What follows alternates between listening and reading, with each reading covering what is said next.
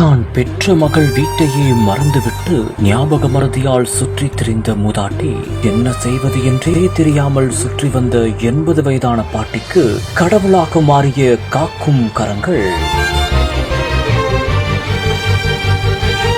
பாட்டிக்காக தன்னையே பணயம் வைத்த சென்னை காவல் ஆணையர் அருண்.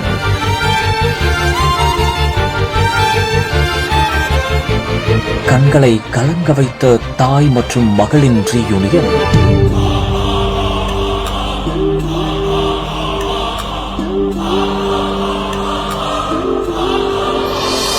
சென்னை காவல்துறை சார்பில் காவல் கரங்கள் எனும் உதவி மையம் மூலம் ஆதரவற்ற நிலையில் கைவிடப்பட்ட மற்றும் மனநிலை பாதிக்கப்பட்ட நபர்களை மீட்டு காப்பகங்களில் தங்க வைக்கப்பட்டு பராமரிக்கப்பட்டு வருகின்றனர். மேலும் மனிதம் போற்றுவோம், மனிதநேயம் காப்போம் என்பதை வலியுறுத்தி அவர்கள் சேவையாற்றி வருகின்றனர்.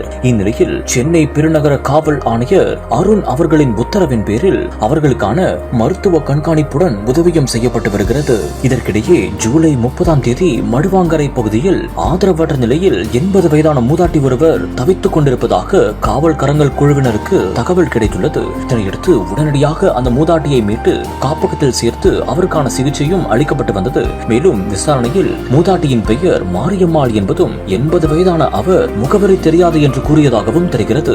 இதற்கிடையேதான் சற்று அவர் ஞாபக மறதியால் பாதிக்கப்பட்டு வந்ததும் தெரிய வந்துள்ளது. இதற்கிடையே சமூக வலைதளங்கள் மூலம் அவர்களின் உறவினர்களுக்கு தகவல் தெரிவிக்கும் பொருட்டு காவல்துறையினர் நடவடிக்கையும் எடுத்து வந்தனர். இந்த ஒரு நிலையில் பாட்டியிடம் மேற்கொண்டு விசாரணையும் செய்யப்பட்டது. அதன் அடிப்படையில் ஜூன் 8ஆம் தேதி அன்று தனது மகளை பார்ப்பதற்காக சென்றபோது ஞாபக மறதி காரணமாக வேறு ஒரு பேருந்தில் ஏறி அவர்கள் மடுவாங்கரைக்கு வந்ததும் தெரிய வந்தது.